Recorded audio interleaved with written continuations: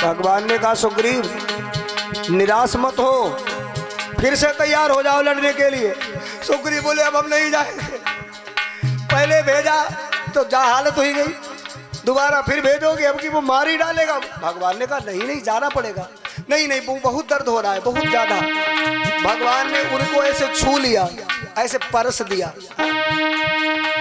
कर कर परसा सुग्रीव शरीरा,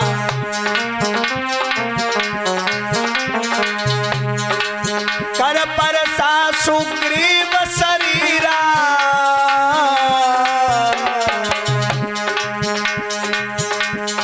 तनु भाकुलिस गई सब पीरा।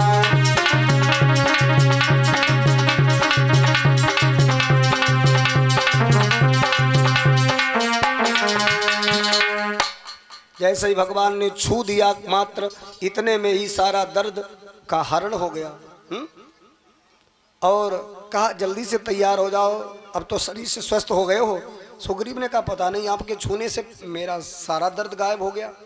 तो बोले दर्द गायब हो गया, अब तैयार हो जाओ युद्ध करने के लिए। सुग्रीव बोले हमारी हिम्मत नहीं पड़ रही, इस बार तो आपने ये कह दिया एक ही रूप के तुम दोनों भाई हो इसीलिए बाण नहीं चला पाए। अच्छा देखो भैया राम की इस बात में कितनी सच्चाई है, सोच के देखो। भगवान होकर के ये नहीं पहचान पाए कौन सुग्रीव है और कौन बाली है। ये भगवान खाली बहाना करते हैं कि मैंने नहीं पहचान पाया, वो उनसे क्या छिपा है। फिर बाण चलाया क्यों नहीं? बोले बाण इसलिए नहीं चलाया कि जैसे कोई व्यक्ति जा कहे कि हमारी मदद करियो, हमारो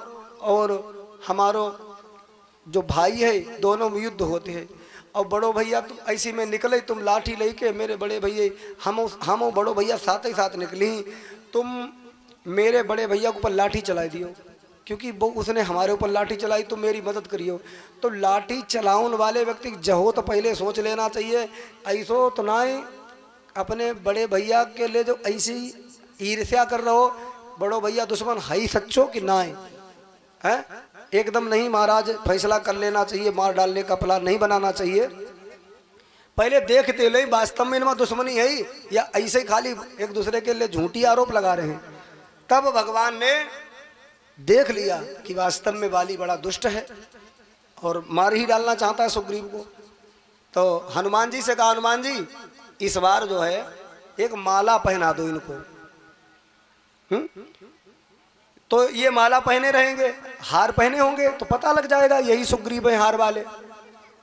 सुग्रीवन कही प्रभु क्या कह रहे हो, आप हमें हार पहनाए दे, आप हार तो हमें अभय पहना ही रहे हो, हुआ काम जीत पाई। भगवान ने कहा मेरे सामने हार स्वीकार कर लो, और जो भक्त मेरे सामने हार स्वीकार कर लेता है वही दुनिया की महफिलों को जीत लेता है। ठीक है प्रभु विश्वास कर रहे हैं। या कहकर सुग्रीव को पहनाई जयमाल,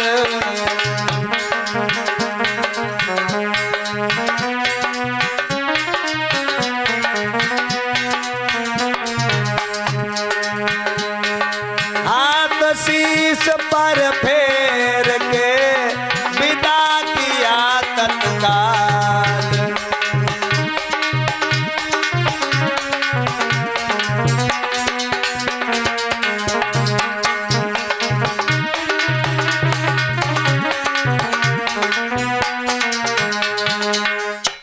और भैया युद्ध के लिए ललकारा, बाली बाहर निकल युद्ध के लिए ललकार रहा हूं। तो बाली कहाँ लोग भाई शुद्ध आराम ना कर पाए फिर युद्ध के लिए लाए को। अब पिछली बार मारो तो अधमरो सुईगो तो मेरो भैया सुग्रीव, पता नहीं इसके अंदर कहाँ इतनी ऊर्जा आई गई फेरी लड़ने के लिए पुकार रहो है। पता नहीं कौन सा चमन प्रास खाई लो जाने, इतनी शक्ति जाके अंदर कहाँ से आ रही है। अरे शक्ति तो मेरे परमात्मा दे रहे हैं। बाली ने कहा बताओ ना आखिर ये क्यों मरने को आज तुला हुआ है। अपने पुत्र को बुलाया, अंगद तुमने कुछ जाना, ये तुम्हारा जो चाचा है सुग्रीव ये फिर से आ गया, देखो आज ये मरेगा मेरे हाथों से। तो अंगद ने कहा पिताजी लड़ने मत जाना, हमें अभी पता लगा है कि 2 धनुष बाण वाले वीर चाचा सुग्रीव की रक्षा में रहते हैं और वो तुम पर छिप करके वार कर सकते हैं। तारा कांप गई, कहने लगी स्वामी जी हे राजन आप ना जाओ, क्योंकि इस समय सुग्रीव की सहायता में 2 वीर हैं और वो धनुष वाले हैं। तो बाली कहने लगा तारा स्त्रियां तो वैसे अंदर से भीरू होती हैं, अंगद बेटा तुम चिंता मत करो, जो वो तुम धनुष बाण वाले वीर बता रहे हो वो साधारण वीर नहीं है, वो अयोध्या नरेश श्रीमान राजा दशरथ के पुत्र हैं, नाम है राम, और लोग तो ये बताते हैं वो भगवान है, मर्यादा पुरुषोत्तम है। यदि हमारे भाई भाई में युद्ध होगा तो वो छिप करके मुझे मारेंगे नहीं, और यदि वो मुझे मारेंगे भी छिप करके तो तुम लोग ज्यादा रोना नहीं, मैं मर जाऊंगा, मर्यादा पुरुषोत्तम श्री राम के हाथों, वो भगवान है, मृत्यु तो किसी ना किसी दिन मेरी आएगी ही, लेकिन उनके हाथों से मरूंगा तो मेरी मुक्ति हो जाएगी। बाली समझ गया उसी समय और तारा से कहा मैं जा रहा हूं लड़ने। निकल करके आया सुग्रीव में और महाराज बाली में भयंकर युद्ध छिड़ गया। पुनः महाराज जब पुनः युद्ध छिड़ा, भगवान राम वृक्ष के पीछे छिपे खड़े थे, छिपे खड़े थे वृक्ष के पीछे श्री रघुवीर।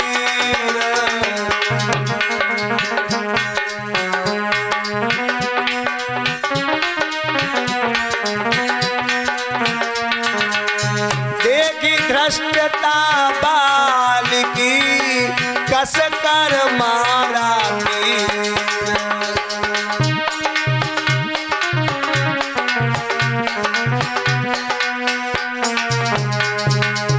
भगवान राम ने बाण चला दिया, बाली के जाकर के छाती में समाया, बाली धड़ाम से गिरा।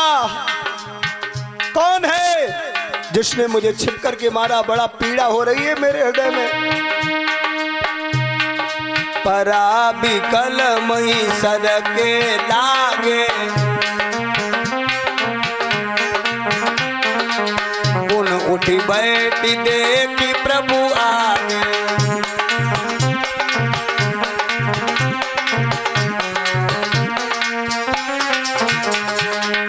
राम को आगे खड़े देखा,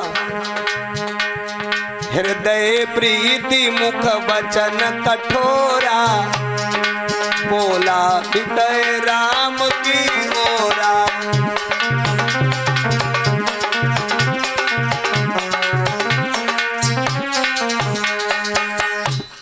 देखो राम सामने खड़े हैं तो अंदर ही अंदर कह रहो कि जी तो भगवान है, ये तो सुंदर हैं।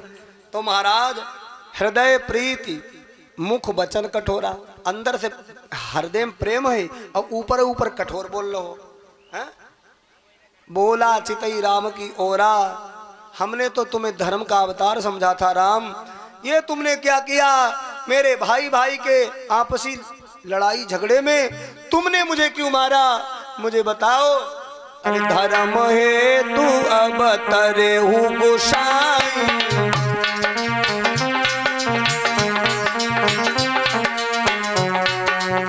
मारे मोही ब्याद की ना।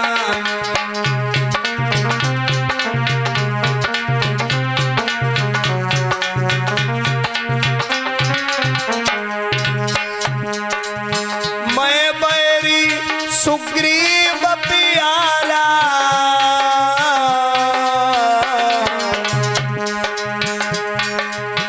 अब गुण कवन नाथ मोही मारा।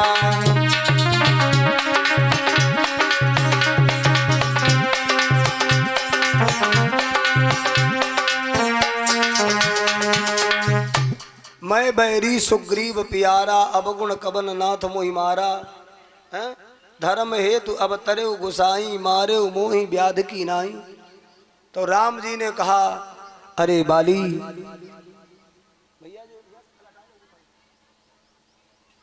अरे बाली तू अपने आप को बड़ा ज्ञानी समझ रहा है, और मुझसे कहता धर्म के हेतु अवतरे हो, क्यों मारा? तो तू जानना चाहता है। मैंने तुझे दंड इसलिए दिया क्योंकि इस समय भरत भैया अयोध्या का राज्य संभाल रहे हैं। भारत का राज्य यहाँ तक आता है तो हम उस राज्य में अधर्म नहीं होने देंगे। तूने अधर्म किया बाली। तो बाली ने कहा अधर्म तो बताओ कौन सा मैंने अधर्म किया? तो कहा तूने अधर्म ये किया, अनुज बधू भगिनी सुत नारी,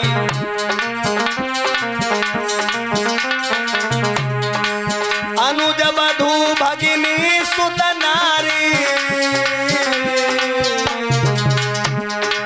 सुनु सट कन्या समय चारी।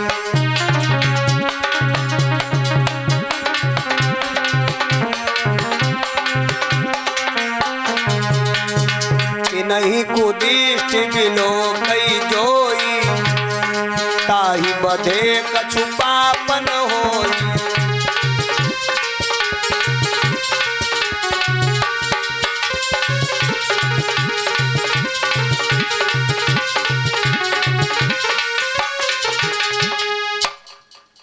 अधर्म बताया। अरे बाली, अनुज बधू, अनुज बधू जानते हो? अपने छोटे भैया की पत्नी, अपने से छोटे भैया की पत्नी अनुज बधू, बहू,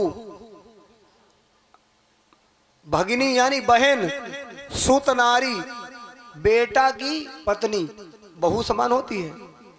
तो इनको गलत निगाह से देखने वाला पिता या कोई भी अपराधी दुष्ट हो वो वध करने के योग्य होता है। अनुज बधू भगिनी सुत नारी, सुन सट कन्या समय ये चारी, ये पवित्र कन्या के समान होती हैं। और इन्हीं कुदिष्ट जो बिलोकई जोई, ताही बधे कछु पापन होई। एक पिता अपनी बेटी पर गलत निगाह डालने लग जाए, एक पिता अपनी बहू पर गलत निगाह डाले, उसका शोषण करना चाहे और ये अधर्म वो कर रहा है तो सामर्थ्यशाली हो तो उसका वध कर देना चाहिए, राम ये कहते हैं। ध्यान देना। समय गुजरता चला गया। बाली ने कहा कि प्रभु धन्य है, आपने मेरी आंखें खोल दी। ठीक है, मैं आपसे एक प्रार्थना करूं, अब मुझे अपने लोक में जाने दीजिए।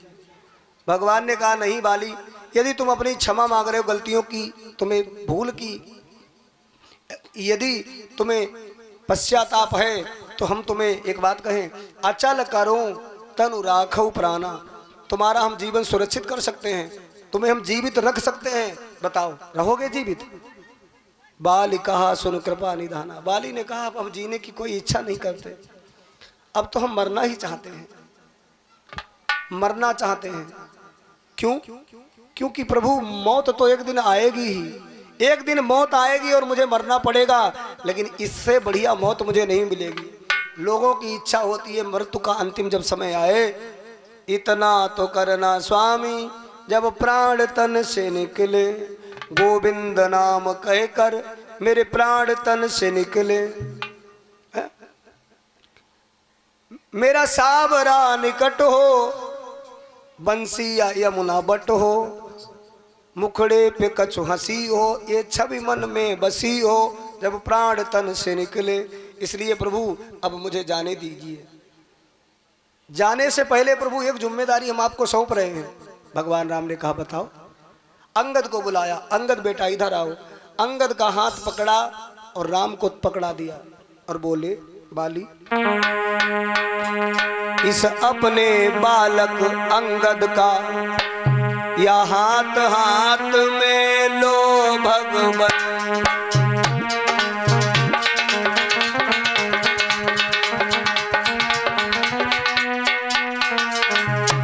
अब अधिक नहीं बोला जाता, सेवक को आज्ञा दो भगवन।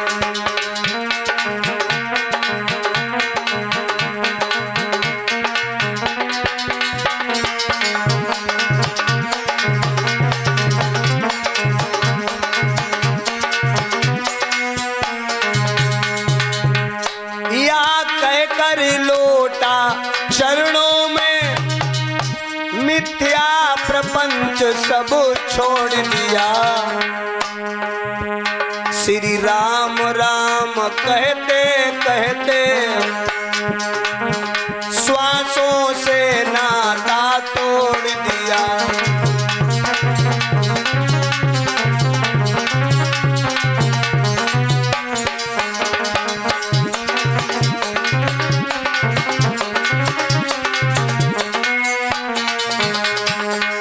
बाली ने अपने बेटा अंगद का हाथ राम के हाथों में दे दिया। प्रभु इसे संभालो, ये आपका बेटा है, समझो आज से, और आप इसके पिता हो। इतना कह करके बाली ने अपने प्राण छोड़ दिए।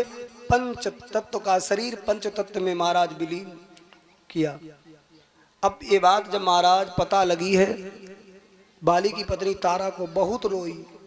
आकर के बिलख आती हुई कहती है, तुमने मेरे पति का वध कर दिया, कैसे मर्यादा पुरुषोत्तम हो, तुमने मेरा सुहाग उजाड़ दिया।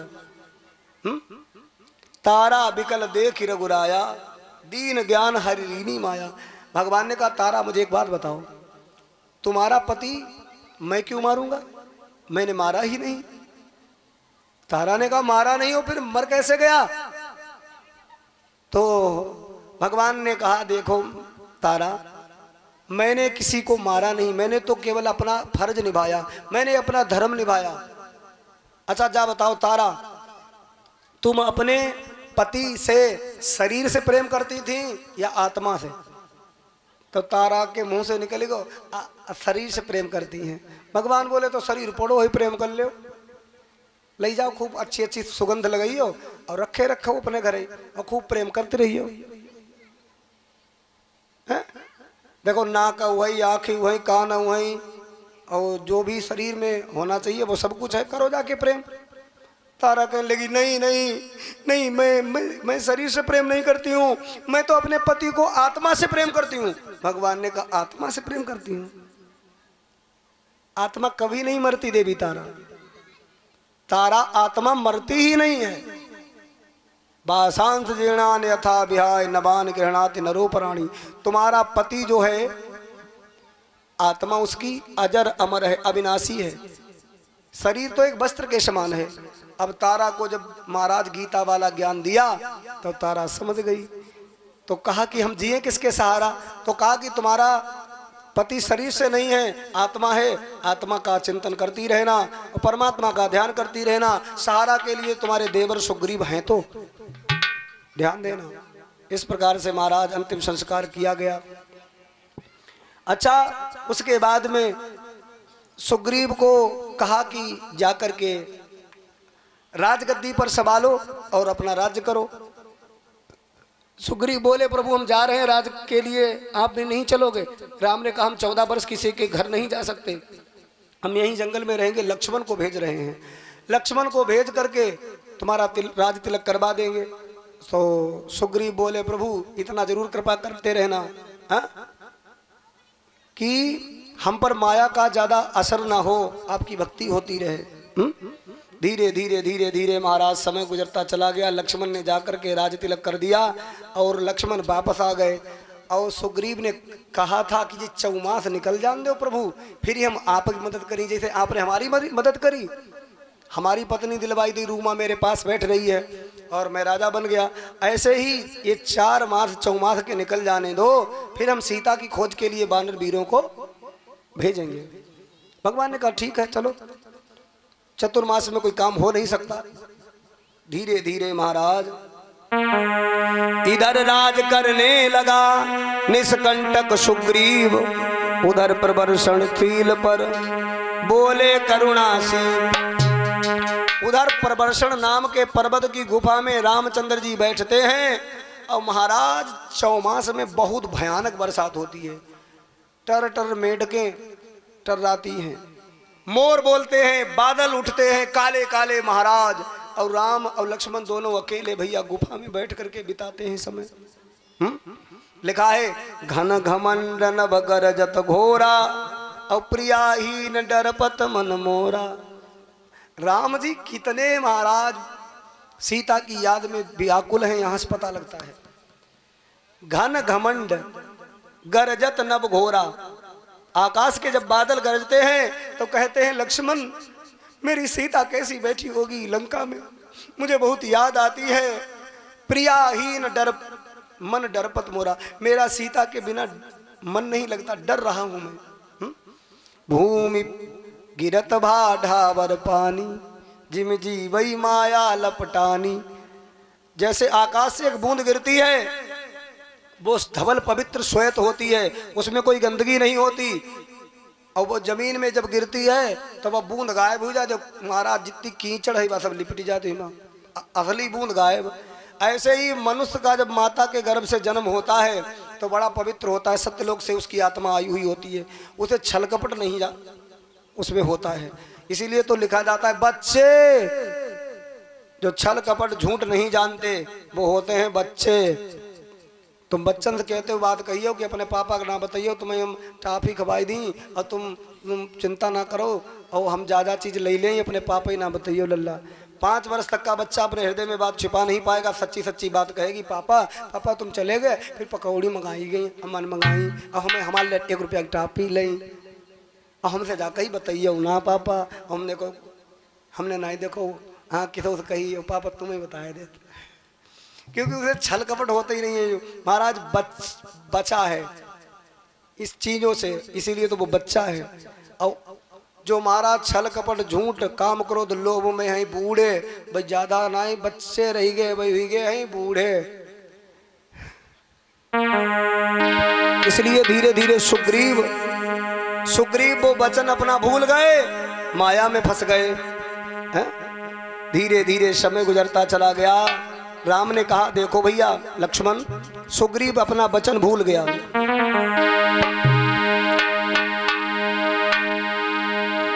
अपना दिया हुआ वचन भूल गया। लक्ष्मण तुम ऐसा करो, भय दिखाओ जाकर और कहना उस सुग्रीव से जिस बाण से बाली का वध किया है वो बाण राम के तरकश में आज भी मौजूद है।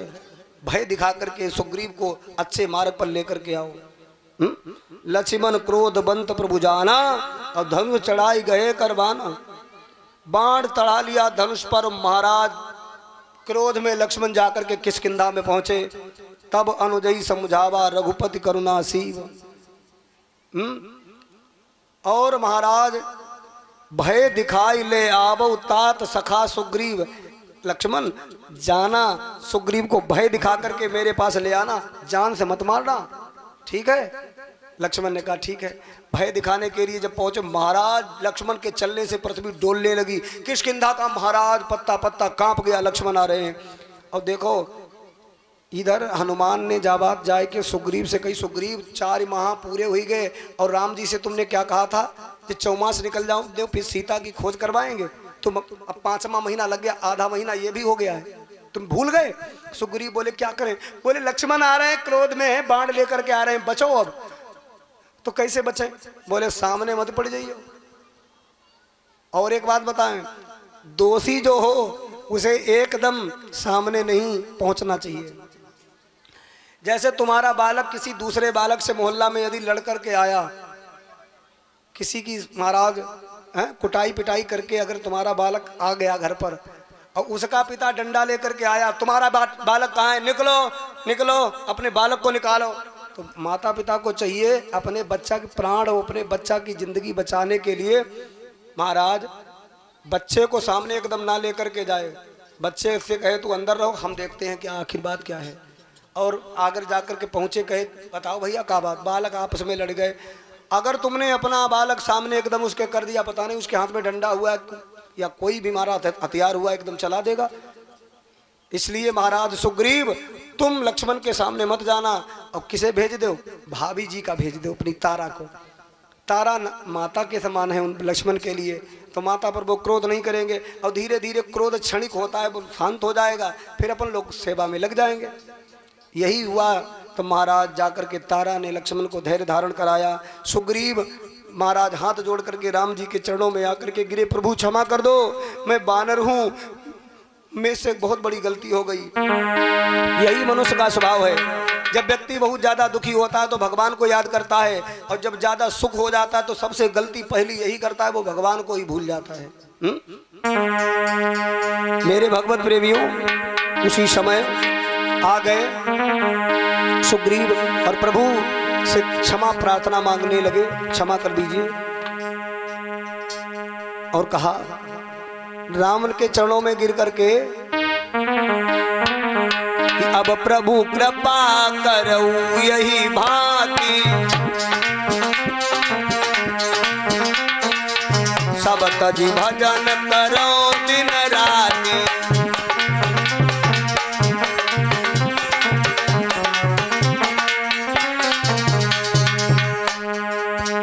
भगवान राम बोले, तब रघुपति बोले मुस्काई,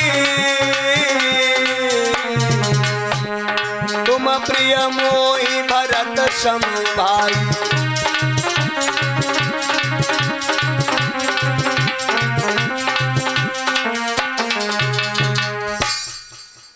तुम मेरे भरत भैया के समान हो सुग्रीव, तुम पर हम महाराज नाराज नहीं हैं। अच्छा देखो, लक्ष्मण पास हम खड़े हैं और हनुमान जी भी पास में हैं, और राम जी सुग्रीव कलेजे से लगाए कहा तुम मेरे भरत भैया की तरह हो। और जाना है कहीं तरह कि लक्ष्मण के समान हो तुम। लक्ष्मण महाराज पड़ोस में खड़े, मन मन में सोचत हुई हमें तीन की सेवा करते और हमारी नाई हमें तो सम्मान नहीं दे रहे जितो भरत को नाम ले रहे। तुम मम प्रियम भरत ही संभाई, तो भरत के समान क्यों बताया सुग्रीव को? इसलिए क्योंकि महाराज लक्ष्मण तो पास में ही हैं और भरत मेरे पास में नहीं है। तो सुग्रीव जब तुम मिल गए हमें तो ऐसा लग रहा हो मेरा भरत है मेरे पास, इसलिए मुझे अब ज़्यादा दुख नहीं है। मेरी जो सहायता करना चाहो वो करो। तो बोले सहायता करना क्या है? हम आपकी देवी की खोज में निकलेंगे, बताओ प्रभु क्या तैयारी करके जाएं। तो बताया, सभी वानर वीरों से कहा कुछ उत्तर दिशा में जाओ, कुछ महाराज पूर्व दिशा में जाओ, कुछ पश्चिम जाओ। और महाराज एक टोली जिसमें हनुमान जी महाराज थे, सबसे कहा कि तुम दक्षिण प्रदेश की तरफ जाओ सीता की खोज के लिए। जब सब चलने लगे तो राम जी ने हनुमान को देखा, सबसे पीछे खड़े हैं।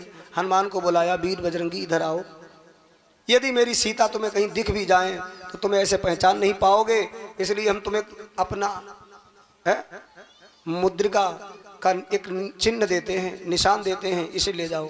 और बोले हैं राम कि हनुमान अटेंशन जाओ जी, सीता का पता लगाओ जी।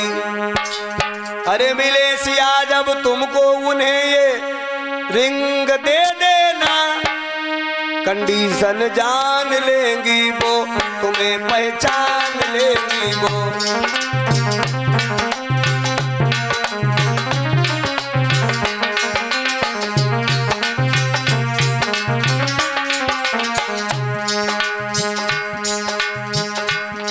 हनुमान अटेंशन जाओ जी, अटेंशन माने सावधान हनुमान, सीता का पता लगाओ जी। अरे मिले सिया जब तुमको उन्हें ये रिंग दे देना, कंडीशन जान लेगी वो, तुम्हें पहचान लेगी वो।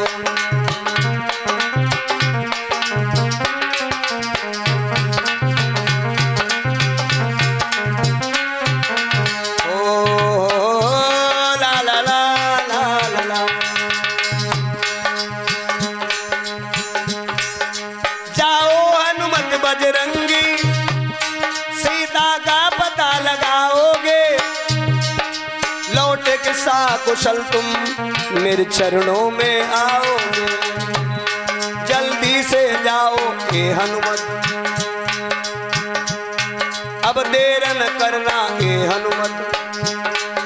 समय बड़ा बलवान, रुके ना किसी के रोके से।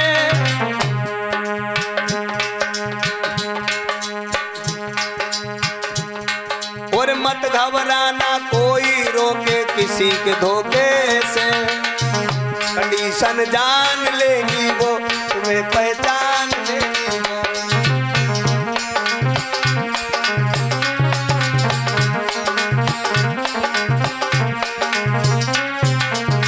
हनुमान जी मुद्रिका लेकर के जब महाराज आगे को चलते हैं, सभी वीर सभी इधर उधर महाराज देख रहे हैं। चलते चलते चलते चलते महाराज 1 महीना हो गया, 1 महीना हो गया, सीता जी नहीं मिल पा रही हैं। भूखे प्यासे महाराज तड़प रहे इधर उधर।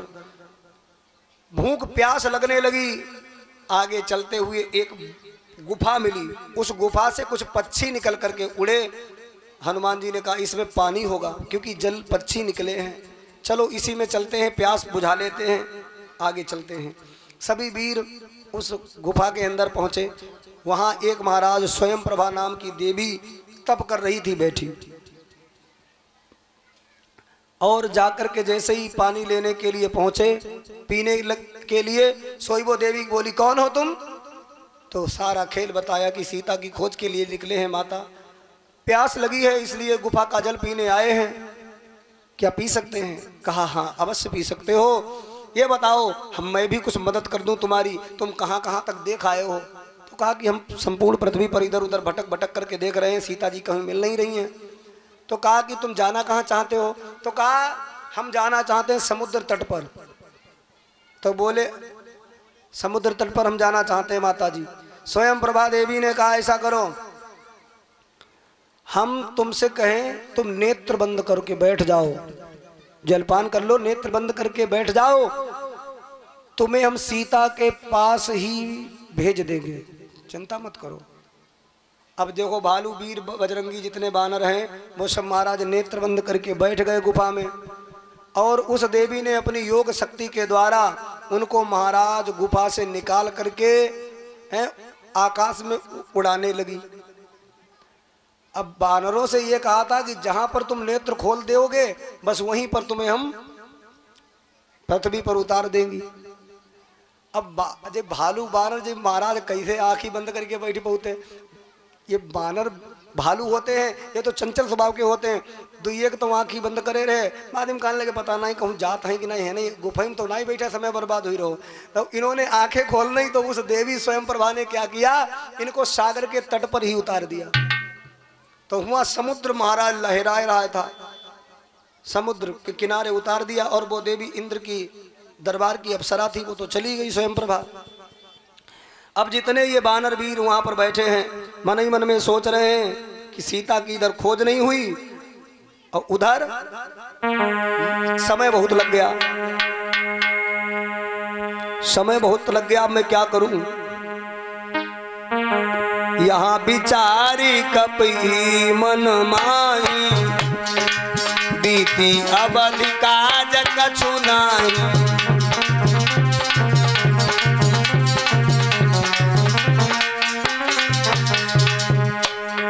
कहे अंगद लोचन भरी बारी, दुई प्रकार भई मृत्यु हमारी, दुई प्रकार भई।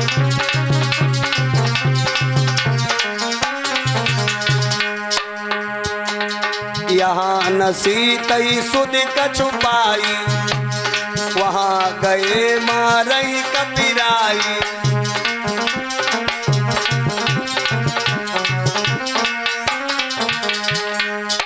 अंगद और जामवंत सब वहाँ बैठ करके समुद्र के किनारे बालुका में विचार करने लगे कि भैया 1 महीना को समय दो रहा है। अंगद कह रहे हैं सुग्रीव राजा ने, और 1 महीना पूरा होगा सीता की खोज ना हो पाई, यहाँ भूखन प्यास न मरे जा रहे। एक तो इस प्रकार से मृत्यु ही रही। दूसरी बात, अगर लौट के बिना सीता की खोज करे जाए तो वहाँ सुग्रीव राजा मार डालेंगे। दुई प्रकार भाई मृत्यु हमारी, अब हम करें तो क्या करें? उसी समय मेरे भगवत प्रेमियों तब तक एक और समस्या खड़ी हुई गई हूँ। क्या? आपस में जब बात कर रहे थे, मरण के लिए कह रहे थे, बोले ऐसे समुद्र किनारे अनशन कर ले, भूखन प्यासन प्राण दे देंगे, मर जाएंगे, लेकिन राम के सामने बिना सीता खोज किए नहीं जाएंगे। उसी समय ठहर गए सब सिंधु तट, सुन के बड़े की बात, संपाति नामक बही राता जटायु का भ्रात। एक जटायु का बड़ा भाई जिसका नाम है संपाति, वो पर्वत की चोटी के ऊपर बैठा है। उसने जब देखा कि जी भालू बानर वीर बैठे बैठे आपस में मरने के लिए कह रहे हैं, तो वो निकल आओ गुफा से, ऊपर बैठ का बोलो फैल जाओ, तुम लोग मरना चाहते हो एकदम मत मरो, एकदम मत मरो, मेरे काम में आ जाओ। बोले कैसे? अरे बरसों का भूखा प्यासा हूँ और भर पेटन भोजन खाया है।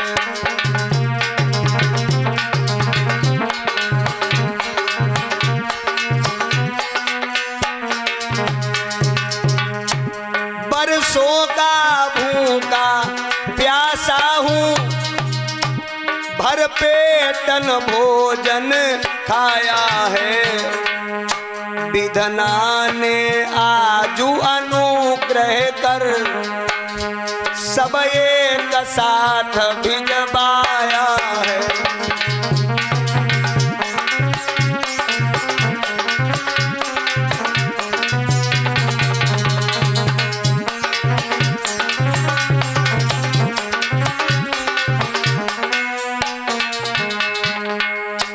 दो चार निमष में ही आकर 10-20 ग्रास करी जाता हूँ।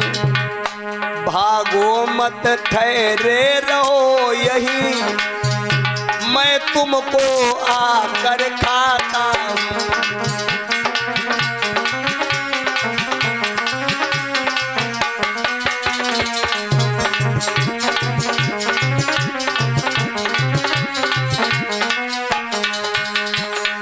जटायु नाम का बड़ा गिद्ध पक्षी जानता?